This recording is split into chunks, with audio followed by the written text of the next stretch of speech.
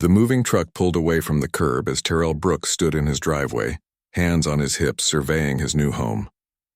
After 15 years with the FBI, he'd finally decided to put down some roots in a place where nobody knew his name or reputation. Oakwood Estates seemed perfect. Quiet streets, good schools nearby, and enough distance from his office to feel like he was truly leaving work behind at the end of the day. Not bad. Brooks, he muttered to himself, admiring the red brick two-story house with its neatly trimmed hedges and freshly painted shutters. The previous owners had clearly cared for the property, which was exactly what Terrell needed, a place that wouldn't require much work while he recovered from the bullet wound in his shoulder. That last assignment in Detroit had been too close a call. His boss had practically ordered him to take 3 months off. "You're no good to anyone if you're dead," Director Chen had told him bluntly. "Take the time, heal up. Maybe learn to grow tomatoes or something." So here he was, FBI Special Agent Terrell Brooks, one of the Bureau's most successful undercover operatives, about to try his hand at suburban living. The thought made him chuckle as he picked up the last box from the driveway and carried it inside. His phone buzzed in his pocket. Probably Chen checking in again. But when he glanced at the screen, it was a text from an unknown number. "Welcome to Oakwood Estates. Please review the attached HOA guidelines. Your garbage bin is visible from the street, violation $23B. Please correct by end of day. Oakwood HOA Management." Terrell frowned, looking back toward his driveway where indeed his garbage bin sat beside the garage. He'd planned to wheel it around back after finishing with the unpacking. With a sigh, he set down his box and went to move the bin. The next morning, he woke early out of habit. Years of undercover work had trained his body to function on minimal sleep. The quiet of the suburbs felt almost unsettling after years of city apartments and safe houses. He pulled on running clothes and headed out for a jog, hoping to familiarize himself with the neighborhood. The morning air was crisp, and the streets were peaceful. A few neighbors were already outside collecting newspapers or watering plants. Terrell waved as he passed, receiving polite but distant nods in return. He was used to being the outsider, the new face that people weren't quite sure about yet. His job had taught him patience. Relationships took time to build. When he returned home, sweaty but refreshed, a white envelope was taped to his front door. Inside was a printed notice. Violation Subref 47C. Lawn exceeds maximum height of 2.5 inches in several areas. Please remedy within 48 hours to avoid fines. Terrell walked to his lawn and crouched down, measuring the grass with his fingers. It was barely over 2 inches, if that. He shook his head, tucking the notice into his pocket. Later that day, he mowed the lawn anyway. By the end of his first week, Terrell had received 5 more notices for increasingly trivial issues. His mailbox was apparently the wrong shade of black. The flowers he'd planted weren't on the approved vegetation list, and his garbage bin, though now hidden behind his garage, needed to be completely out of sight, even from adjacent properties. "This is getting ridiculous," he told his former partner, Ray, over the phone while sitting on his back porch with a cold beer. "I feel like I'm being hazed," Ray laughed. "Welcome to suburban warfare, man. HOAs are no joke. Some of these board members have nothing better to do than measure grass with rulers and cite people for unapproved bird feeders." "The thing is," Terrell said, lowering his voice even though he was alone, "it feels targeted. My next-door neighbor has wind chimes that would violate at least 3 of these rules, but I haven't seen any notices on their door." "You think it's because you're the new guy?" "Maybe," Terrell cut in, not wanting to immediately jump to conclusions about racial motives. "Or maybe someone just really takes these rules seriously." The next day, Terrell decided to be proactive. He found the contact information for the HOA president in the welcome packet and called the number. "Oakwood Estates HOA. This is Robert Turner speaking." The voice on the other end was clipped, almost military in its precision. "Mr. Turner, this is Terrell Brooks at 1742 Oakwood Drive. I recently moved in and have been receiving several violation notices. I was hoping we could meet to go over the guidelines so I can make sure I'm in compliance." There was a pause on the line. "Mr. Brooks, yes, we've noted your numerous infractions. I suppose a meeting would be appropriate. Tomorrow, 10 a.m. at the community center." Before Terrell could respond, the line went dead. He stared at his phone, eyebrows raised. 15 years dealing with hardened criminals and international smugglers. and somehow this HOA president made him feel more on edge than most of them. The community center was a modest building near the neighborhood entrance, flanked by perfectly maintained flower beds and a small parking lot. Terrell arrived 5 minutes early, dressed casually but neatly in khaki pants and a blue button-down shirt, his usual blend-in attire. Inside, a group of 4 people sat at a conference table, all with identical folders and stern expressions. Robert Turner was easy to identify, mid-60s, silver hair, wearing a polo shirt with Oakwood Estates HOA embroidered on the chest. He did not stand when Terrell entered. "Mr. Brooks, you're early." "Good. We appreciate promptness." Turner gestured to an empty chair across from the group. "These are my fellow board members." None of them offered their names, and Turner didn't provide them. Terrell took the seat, maintaining a friendly but neutral expression, the same one he'd used when infiltrating a weapons smuggling ring in Chicago 3 years ago. "Thank you for meeting with me," Terrell began. "I want to make sure I understand all the regulations properly. I've lived in apartments most of my adult life, so home ownership is new territory for me." Turner slid a thick binder across the table. "Everything is outlined here. Over 200 pages of carefully crafted guidelines that maintain our community standards and property values." 200 pages? Terrell couldn't keep the surprise from his voice. "That's quite comprehensive." "We take pride in our community, Mr. Brooks," said the woman to Turner's right, her voice tight. "These rules exist for a reason." "Of course," Terrell nodded respectfully. "I'm just trying to get up to speed. For instance, I received a notice about my grass being too tall, but when I measured it seemed well under the limit." Turner's jaw tightened. "Our enforcement committee uses professional measuring tools, not finger measurements." The way he said it made Terrell feel like he was being scolded. A familiar feeling stirred in his gut, the same instinct that had kept him alive during dangerous undercover operations. Something wasn't right here. "I understand," Terrell said, his voice deliberately calm. "And I want to be a good neighbor. I'm just hoping for some clarity on how these rules are enforced. I've noticed some inconsistencies." The temperature in the room seemed to drop 10 degrees. "Inconsistencies?" Turner leaned forward. "Are you suggesting our enforcement is selective, Mr. Brooks?" The way Turner emphasized his name made Terrell's instincts flare again. He'd been in enough hostile situations to recognize subtle intimidation tactics. "Not at all," Terrell smiled easily. "I'm still learning who's who in the neighborhood. Maybe some residents have exemptions or different guidelines." "No exemptions," Turner stated flatly. "Rules apply equally to everyone. Though we do have a 3-strike policy before financial penalties begin. You, Mr. Brooks, are already at 4 violations." Terrell nodded, accepting the binder. "I'll review everything carefully. What's the process if I believe a violation was issued in error?" The 4 board members exchanged glances.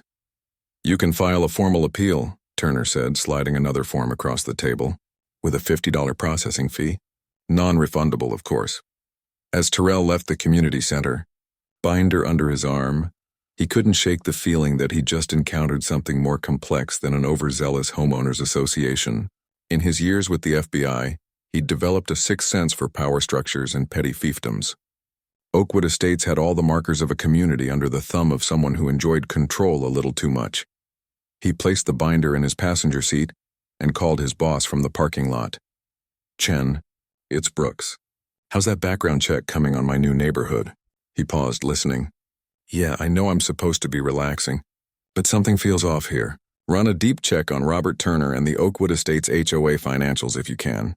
Quietly." As he hung up, Terrell noticed a car slowly driving past, the driver clearly watching him. He recognized one of the board members from the meeting. Terrell smiled and waved, the perfect picture of an unsuspecting new neighbor. This was supposed to be his break from undercover work, but old habits died hard. And something told him that beneath the perfectly manicured lawns and color-coordinated mailboxes of Oakwood Estates, there might be secrets worth uncovering. Over the next few weeks, Terrell settled into a routine that felt almost normal. Wake up at 5, exercise, make coffee, and review the HOA binder while eating breakfast. The more he read, the more confused he became.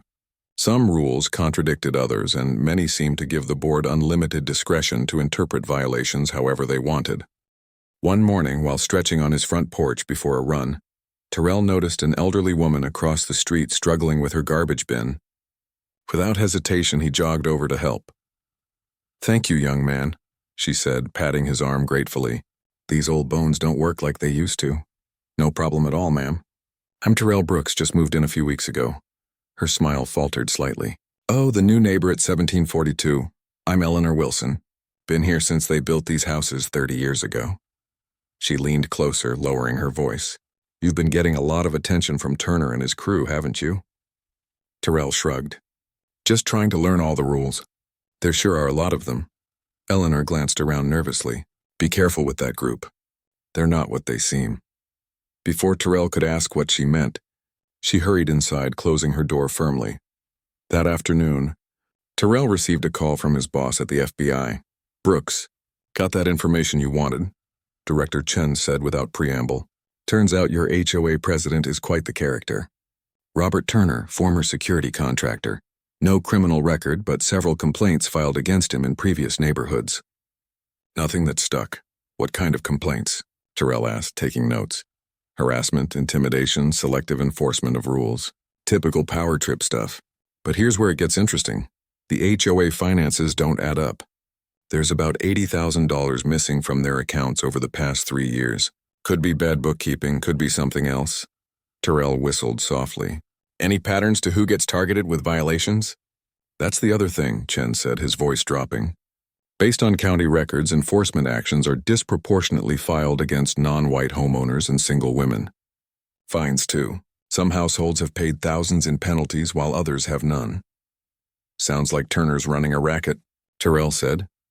"Maybe, but it's not FBI jurisdiction unless we can prove interstate fraud or civil rights violations. Local police would need to handle it." Chen paused. "And Brooks? You're supposed to be recovering, not starting a new investigation." "Just getting to know my neighbors," Terrell replied innocently.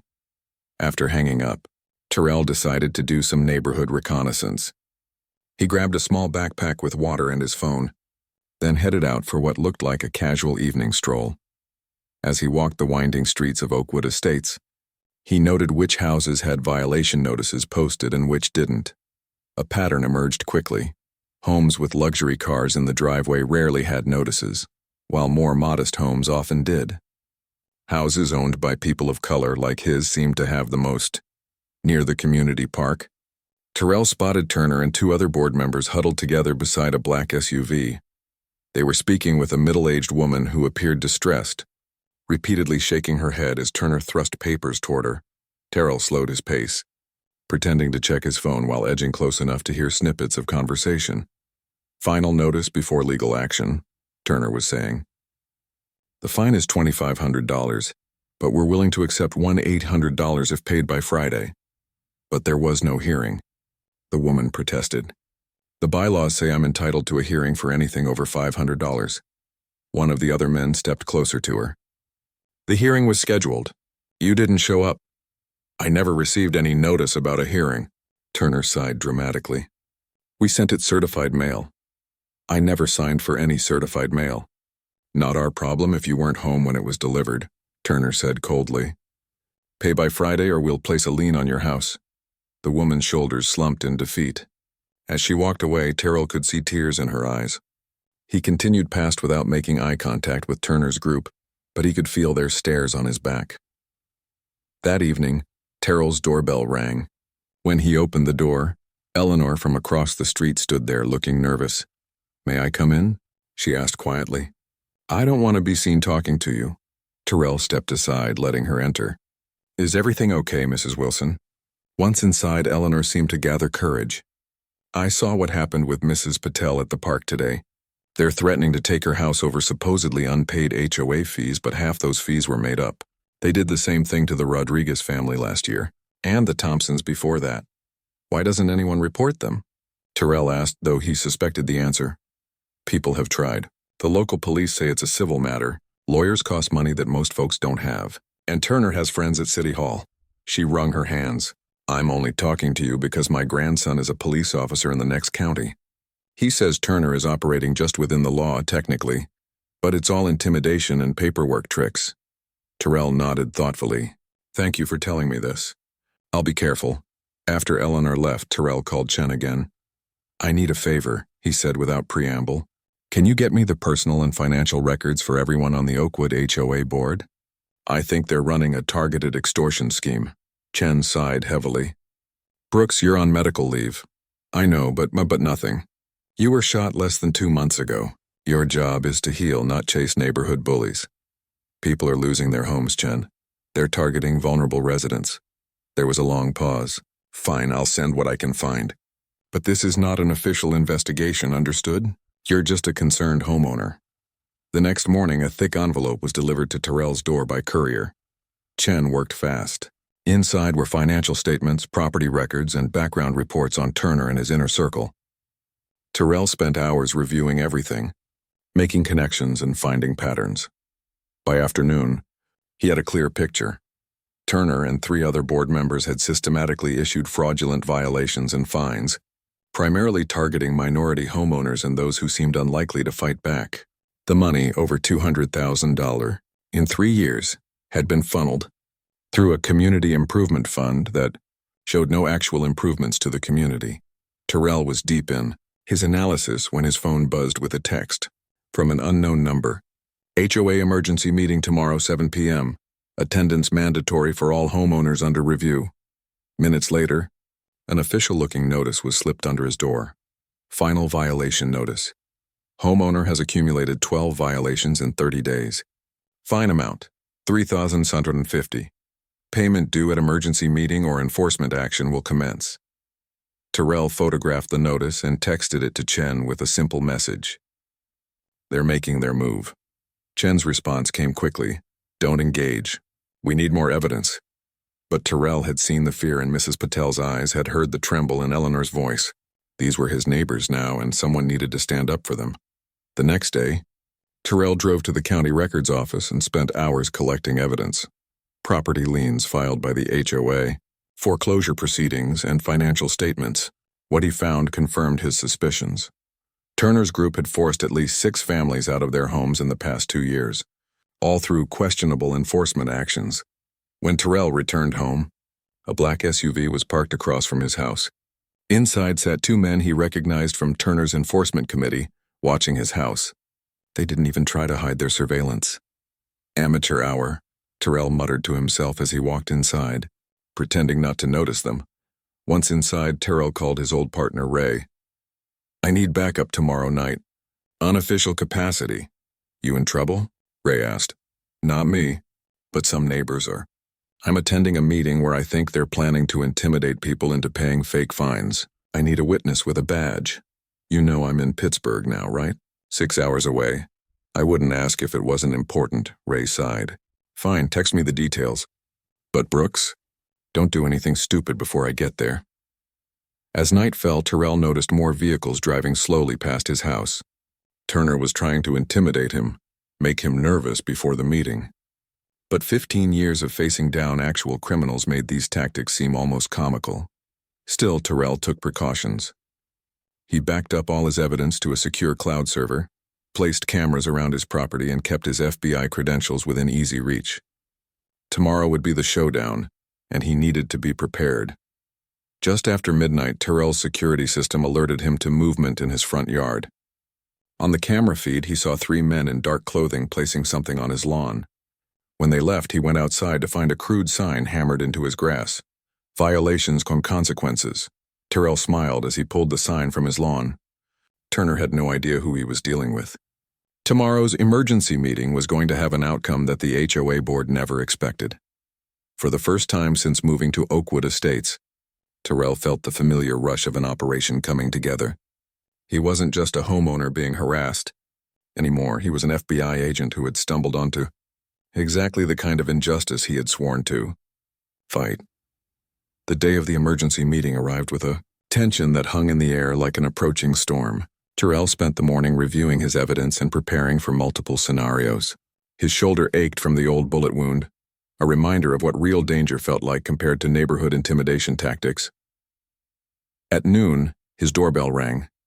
When he opened the door, Ray stood there looking tired but alert. 6-hour drive for an HOA meeting, Ray grumbled, stepping inside. This better be good. Trust me, Terrell said, clasping his old partner's shoulder. You're going to want to see this. They spent the afternoon going through the evidence Terrell had collected. Ray's expression grew increasingly serious as he reviewed the documents. "This is organized extortion," Ray finally said. "They've been systematically targeting specific homeowners, creating fake violations, and then threatening legal action to collect." "Exactly," Terrell nodded. "And they've forced several families to sell their homes at a loss or face foreclosure." "Who buys the houses?" Terrell smiled grimly. "That's the best part. Shell companies that I'll trace back to Turner's brother-in-law, a real estate investor. They buy low after creating the crisis, then flip for profit." Ray whistled. "So what's the plan tonight?" "I'm going to attend their meeting and see what happens. They think I'm just another homeowner they can intimidate. You'll wait outside as backup, recording everything." "You think they might get physical?" Terrell shrugged. "Turner's background is private security. He likes to throw his weight around. I don't think he'll try anything serious in a public meeting, but his ego is going to take a hit when I don't roll over." As evening approached, Terrell dressed carefully, business casual. Nothing that would make him look like a threat, but nothing that suggested weakness either. He tucked his FBI credentials into his inner pocket, not planning to use them unless absolutely necessary. "Remember," Ray said as Terrell prepared to leave, "you're still on medical leave. If this goes sideways, Chen will have both our badges." "It won't," Terrell promised. "I'm just a concerned homeowner asking questions about finances." The community center parking lot was full when Terrell arrived. Inside, about 30 residents sat in folding chairs facing a table where Turner and his board members presided like judges. Terrell recognized Mrs. Patel, Eleanor, and several other homeowners who had been targeted with violations. Turner's eyes narrowed when Terrell entered. He gestured to one of his associates, who approached Terrell immediately. "Mr. Brooks, you need to provide payment for your outstanding violations before taking a seat," the man said, holding out a card reader. "I'll be disputing those violations," Terrell replied calmly, "as is my right under the HOA bylaws, Section 7, Paragraph 3. The man blinked, clearly not expecting Terrell to know the bylaws. "The dispute process requires a $50 filing fee for each violation, which I'm happy to pay after the violations are properly documented and presented to me with evidence," Terrell countered. "As required by Section 8, Paragraph 2. A murmur went through the crowd. Most homeowners had never challenged the board this directly. The associate looked back at Turner, who gave a curt nod. "Take a seat, Mr. Brooks. We'll address your concerns when we get to your case." Terrell sat in the back row observing as Turner called up residents one by one. The pattern was always the same. Turner would present a list of violations, the resident would look confused or frightened, and then they would reluctantly agree to payment plans or face legal consequences. Mrs. Patel was called up fifth. "Mrs. Patel, you've accumulated $2,500 in fines for repeated landscaping violations and unauthorized exterior decorations." "But my garden meets all the requirements," she protested weakly. "I measured everything exactly." "Our enforcement committee has documented 12 separate violations," Turner said, sliding photos across the table. "You can pay the full amount tonight or face a property lien tomorrow morning." Terrell stood up. "Excuse me, Mr. Turner, but what specific bylaw are those garden ornaments violating?" The room went silent. Turner's face darkened. "This is not your time to speak, Mr. Brooks. I'm just asking for clarification," Terrell said, his voice reasonable but firm. "As a homeowner subject to the same rules, I'd like to understand exactly which section prohibits garden statues under 18 inches tall." Several homeowners nodded in agreement. "Section 15, Paragraph 7, Turner snapped. "No decorative elements may be visible from the street without prior approval." "Interesting," Terrell said, "because I counted 14 garden gnomes and similar decorations on Oakview Drive yesterday, including 3 in your own front yard, Mr. Turner." Another murmur, louder this time, spread through the crowd. Turner's face flushed red. "Those are approved decorations," he said through clenched teeth. "May I see the approval documentation?" Terrell asked pleasantly. "Since we're all subject to the same rules, this meeting is not about my property." Turner stood up, his voice rising. "Mr. Brooks, you're out of order." "I don't think I am," Terrell replied, stepping into the center of the room. "According to the HOA charter, all homeowners have the right to question enforcement actions. And I have several questions about the selective enforcement I've witnessed." Turner pointed at 2 large men at the side of the room, the same men who had been watching Terrell's house. Remove Mr. Brooks from this meeting, now. The men approached, shoulders squared, hands flexing. Terrell didn't move, watching them calmly. You might want to reconsider, he said quietly. Forcibly removing a homeowner from an official meeting would violate state law. This is private property, one of the men growled. And we're the HOA Enforcement Committee. Terrell raised an eyebrow. Enforcement Committee? That's not in the bylaws. There's a landscaping committee and an architectural review committee, but no enforcement committee. We enforce the rules, the second man said, reaching for Terrell's arm. Terrell stepped back smoothly. Are you claiming some kind of official authority here? Turner strode forward, face contorted with anger. We have the authority granted by the Homeowners Association bylaws to maintain order in this community. My men are authorized to remove disruptive individuals. Your men? Terrell glanced around the room, noting how many residents looked frightened. Do they have any legal authority to put their hands on homeowners? We have the right to enforce compliance, Turner said, pulling a small badge from his pocket, a cheap fake-looking thing that said HOA Enforcement on it. His associates produced similar badges. The absurdity of the situation almost made Terrell laugh, but he maintained his composure. Those badges don't grant any legal authority. You're not law enforcement. We have jurisdiction within Oakwood Estates, Turner insisted, stepping closer. And you, Mr. Brooks, are in violation of multiple community standards. You've refused to pay your fines. You're disrupting an official meeting, and you're questioning the authority of the board. The two large men moved to either side of Terrell. One of them had a zip tie partially visible in his pocket. This was escalating faster than Terrell had expected.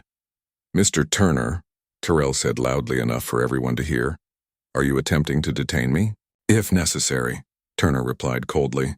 Until you comply with our regulations.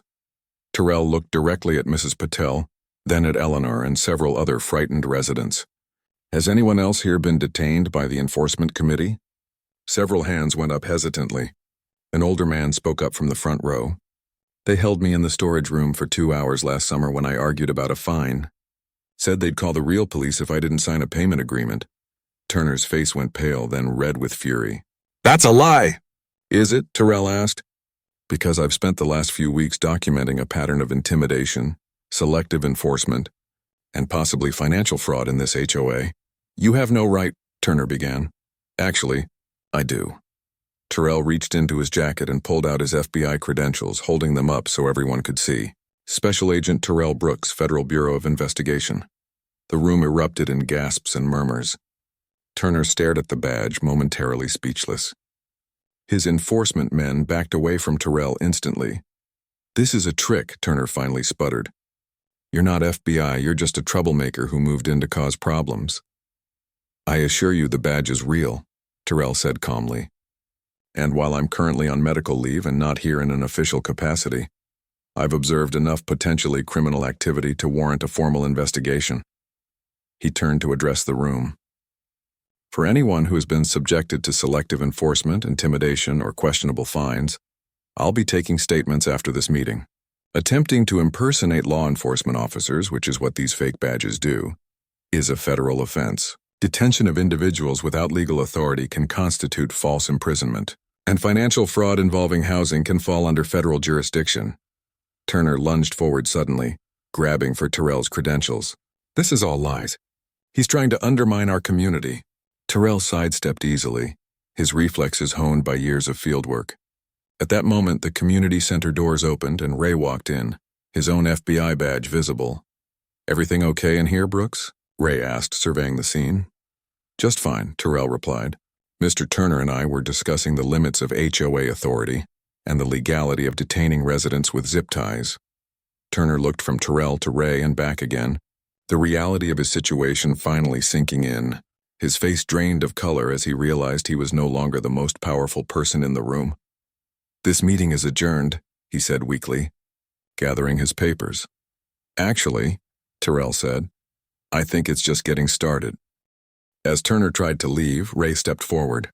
Sir, I'd advise you to stay right here. We have some questions about these enforcement activities of yours. The room buzzed with conversation as homeowners began sharing stories of intimidation and unfair treatment. Mrs. Patel approached Terrell, tears in her eyes. Thank you, she whispered. We've been afraid for so long. Terrell nodded, watching as Turner sank back into his chair, the false authority he'd wielded for years crumbling before his eyes. This wasn't the dangerous undercover work Terrell was used to, but standing up for people being bullied in their own homes felt just as important. "All part of the job, ma'am," he said quietly.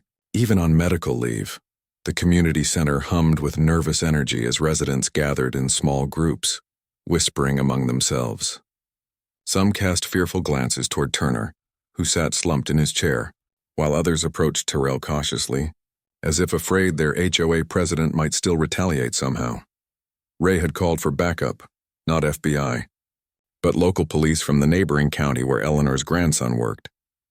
They would arrive soon to take statements about the false imprisonment allegations. In the meantime, Terrell addressed the crowd. "I understand many of you are shocked," he said, his voice calm and reassuring. "I want to be clear. I moved here as a private citizen on medical leave. This wasn't an undercover operation, but when I noticed the pattern of intimidation and possibly illegal activity, I couldn't ignore it." An older man raised his hand. "Those fines they've been collecting, were they even legal?" "That's what we need to determine," Terrell replied honestly. "From what I've seen, many of the violations appear to be selectively enforced or entirely fabricated. The HOA does have the right to issue legitimate fines, but not to create fake violations or enforce rules unequally." Mrs. Patel stepped forward, her voice trembling slightly. "They threatened to take my house over garden decorations. Can they really do that? They can place a lien for legitimate unpaid HOA dues or valid fines after following proper procedures," Terrell explained. "But they cannot simply declare violations without evidence or proper notification. And they absolutely cannot detain residents or impersonate law enforcement." Turner suddenly stood up, his face flushed. "This is all a misunderstanding. The enforcement committee was simply a neighborhood watch. Those badges were just symbolic." Ray stepped closer to Turner. "Symbolic badges that you used while threatening to detain residents?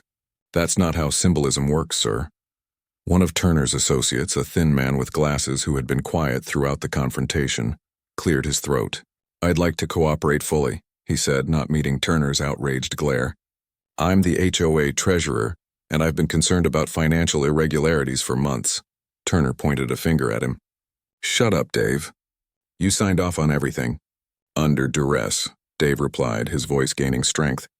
"You threatened to expose my daughter's medical debt to the community if I didn't approve your financial reports." A collective gasp went through the room. Terrell made a mental note to interview Dave privately. He could be a key witness.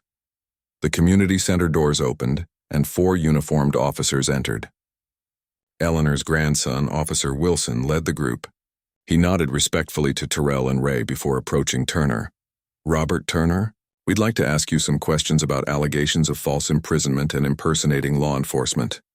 Turner's face went from red to pale. "This is HOA business. You have no jurisdiction here." Officer Wilson raised an eyebrow. "Actually, sir, detaining people against their will is a criminal matter, not an HOA issue. And this building is very much within my jurisdiction." As the officers led Turner and his 2 enforcement associates outside, Terrell addressed the remaining board members and residents. "I suggest we continue this meeting, but with a different purpose. I'd like to understand exactly how this HOA has been operating, and I need your help to do that." For the next 2 hours, residents shared their stories. Patterns emerged quickly. Minority homeowners faced stricter enforcement. Single women and elderly residents were pressured into paying fines without question. Anyone who challenged Turner found themselves facing escalating violations.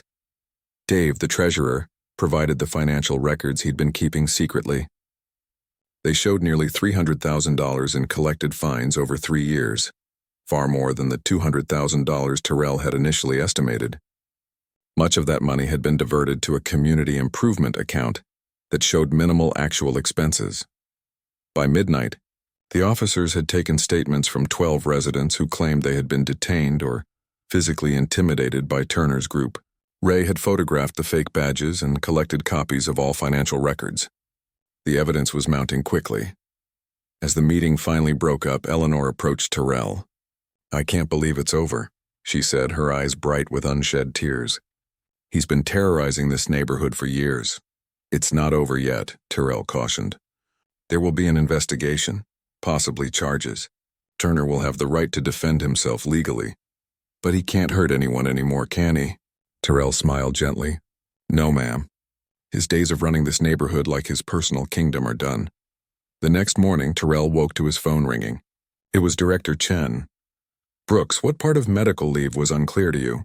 Chen's voice was stern, but Terrell could hear the hint of amusement underneath. Good morning to you too, sir, Terrell replied, sitting up in bed. I assume Ray reported in. Oh, yes. And so did the county sheriff, the district attorney, and somehow the local news. FBI agent exposes corrupt HOA scheme is trending online. Terrell winced. That wasn't my intention. I know, Chen sighed. But you still managed to turn your recovery time into an operation. It wasn't planned, Terrell defended himself. I just moved into the wrong neighborhood. Or the right one, depending on your perspective. Chen paused. The district attorney wants to talk to you. They're considering charges for fraud, extortion, and false imprisonment against Turner and his associates. Am I in trouble? Terrell asked directly. Officially, I should reprimand you for engaging in investigative activities while on medical leave. Chen's voice softened slightly. Unofficially, good work. These kinds of localized corruption schemes often fly under the radar because no one takes them seriously enough to investigate. After finishing the call, Terrell stepped outside to get his newspaper. He was surprised to find several neighbors standing in his driveway. We brought breakfast, Mrs. Patel said, holding up a basket of still warm pastries. As a thank you. Behind her, Dave from the HOA board looked uncomfortable but determined. I've been going through the records properly. Many residents are owed refunds for inappropriate fines. I've prepared a full accounting. Terrell invited them in, somewhat overwhelmed by the gratitude. As they gathered around his kitchen table, more neighbors arrived with food and stories. For the first time since moving to Oakwood Estates, Terrell felt like he was truly part of the community. By afternoon, his living room had become an impromptu headquarters for what the residents were calling HOA recovery. Volunteer committees formed to review the bylaws, examine financial records, and plan for new board elections. Eleanor brought her grandson, Officer Wilson, who updated the group on Turner's situation. He's been released on bail, but he's facing multiple charges, Wilson explained.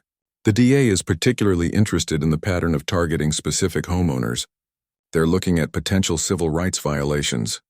What about the homes that were taken? Asked an elderly man whose neighbors had been forced out the previous year. That's complicated, Wilson admitted. If fraud was involved in the HOA liens, those sales might be challenged legally. But it would require individual lawsuits. Terrell, who had been mostly listening, spoke up. I may have a contact at the Justice Department who specializes in housing discrimination. Let me make a call. As he stepped outside to phone his colleague, Terrell noticed a black SUV driving slowly past his house. He recognized Turner behind the wheel, staring at the gathering of neighbors with undisguised fury. Their eyes met briefly before Turner sped away. The encounter left Terrell uneasy. Turner had lost his power, but wounded egos could be dangerous. He made a mental note to keep his security system armed. When he returned inside, the neighbors had organized into committees and were working efficiently.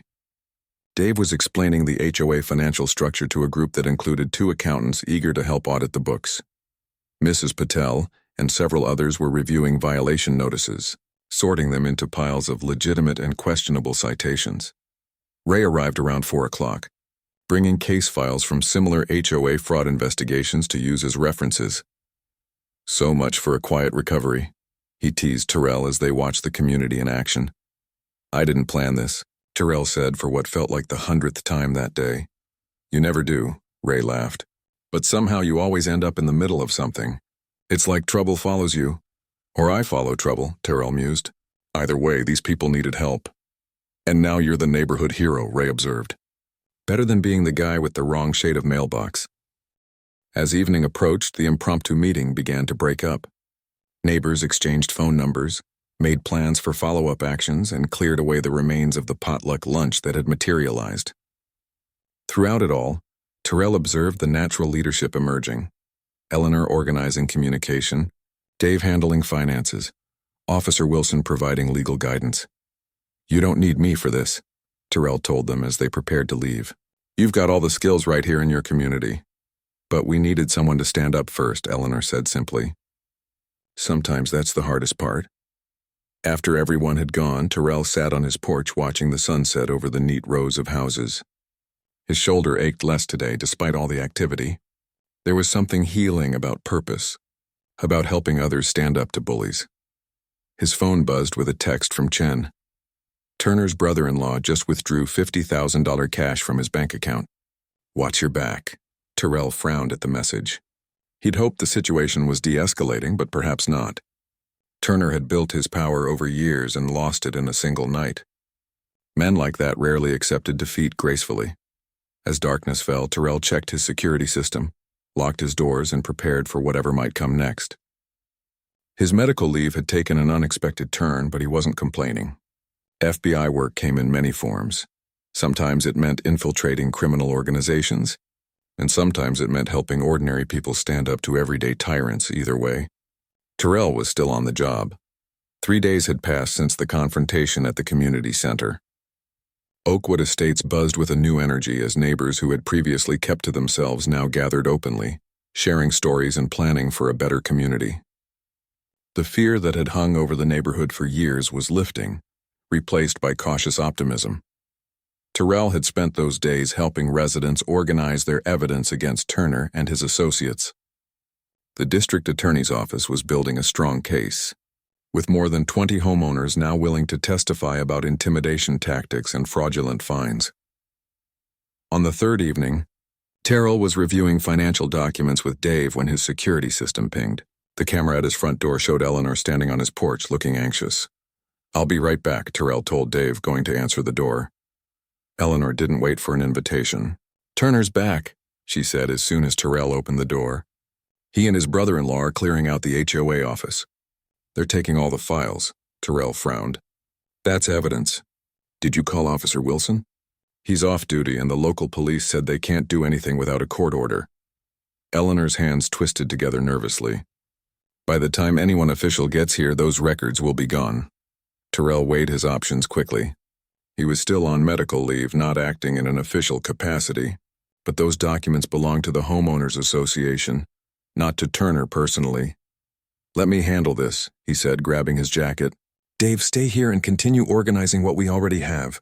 Eleanor, can you call Ray and tell him what's happening?" The HOA office was a small building near the community center, originally intended as a guardhouse when the development was first built. As Terrell approached, he saw lights on inside and a large SUV parked beside the building, its rear door open. Through the windows, he could see Turner and another man, presumably his brother-in-law, stuffing files into boxes and garbage bags.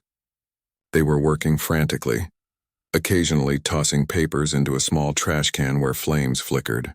They were burning documents. Terrell took out his phone and began recording video from a distance, documenting their activities. Then he approached the door and knocked firmly. The movement inside stopped. After a moment, Turner's face appeared at the window, his expression shifting from fear to anger when he recognized Terrell. "You have no right to be here," Turner shouted through the glass. "This is private property." "Actually, it's HOA property," Terrell replied calmly. "And those files belong to the association, not to you personally. I'm the president."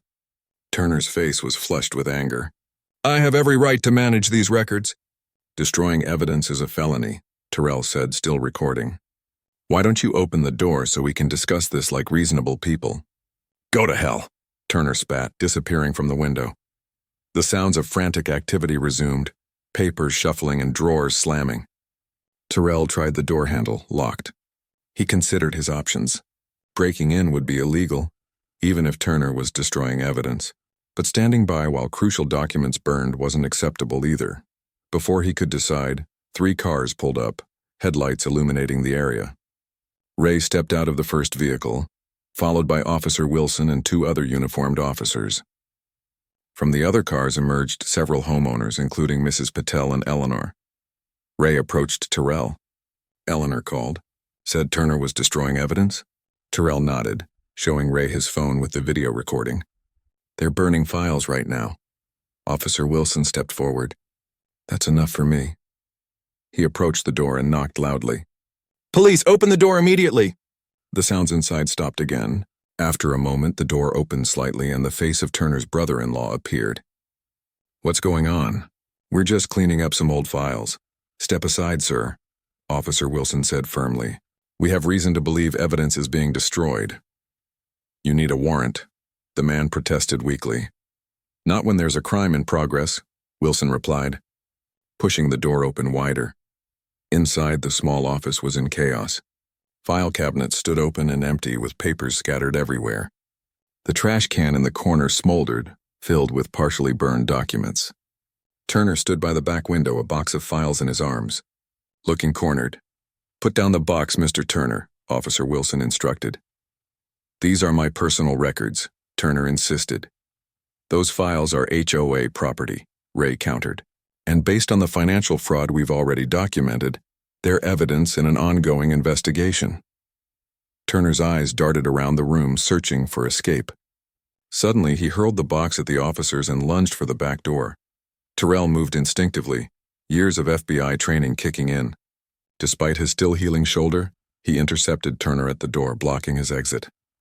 "Don't make this worse," Terrell warned, standing his ground. Turner's face contorted with rage. "You ruined everything. I built this community. I kept out the wrong elements. I maintained our property values. By terrorizing your neighbors and stealing their money?" Terrell asked quietly. Something in Turner snapped. With a wordless cry, he charged at Terrell, hands outstretched as if to strangle him. Terrell sidestepped smoothly, using Turner's momentum to guide him into the wall. Before Turner could recover, Terrell had his arm behind his back in a control hold that minimized pressure on his own injured shoulder. "Robert Turner, you're under arrest," Officer Wilson announced, stepping forward with handcuffs, "for destruction of evidence, attempted assault, and whatever else we find in what's left of these files." As the officers led Turner and his brother-in-law to the patrol cars, the gathered homeowners began carefully collecting the scattered documents. Mrs. Patel organized them into piles while Dave examined the partially burned papers, trying to determine what had been destroyed. He was targeting the financial records, Dave reported, holding up a charred ledger, specifically the ones showing where the money went after it was collected. Ray examined the burned documents. "We can still recover some of this, and we already have copies of key records." Terrell watched as Turner was placed in the back of a police car, his face a mask of defeated rage. The man had spent years building his little empire of fear, and now it had crumbled completely. Eleanor approached Terrell, concern on her face. "Are you all right? Your shoulder?" Terrell rotated his arm carefully. The old wound ached, but nothing felt torn. "I'll be fine. Professional hazard." "Some recovery time this turned out to be," she said with a small smile. "Actually," Terrell replied thoughtfully, "in a strange way, it's been exactly what I needed." 2 weeks later, Terrell sat in his backyard enjoying the afternoon sun. His garden was coming along nicely, not perfectly manicured like some of his neighbors, but alive with colorful flowers and a small vegetable patch. Ray sat across from him, nursing a cold drink. "So the DA is filing charges against Turner and 3 associates. Mail fraud, wire fraud, conspiracy, and civil rights violations for the targeted enforcement. They'll probably plea bargain, but Turner's looking at serious time." "And the money?" Terrell asked. "They've recovered about half so far. The rest was spent or hidden. But the court has ordered restitution to the affected homeowners." Terrell nodded, satisfied. "And the new HOA board?" "Elected last night," Ray grinned. "Eleanor's the president. Dave stayed on as treasurer, but with actual oversight this time. They've already voted to reduce the annual dues and simplify the bylaws."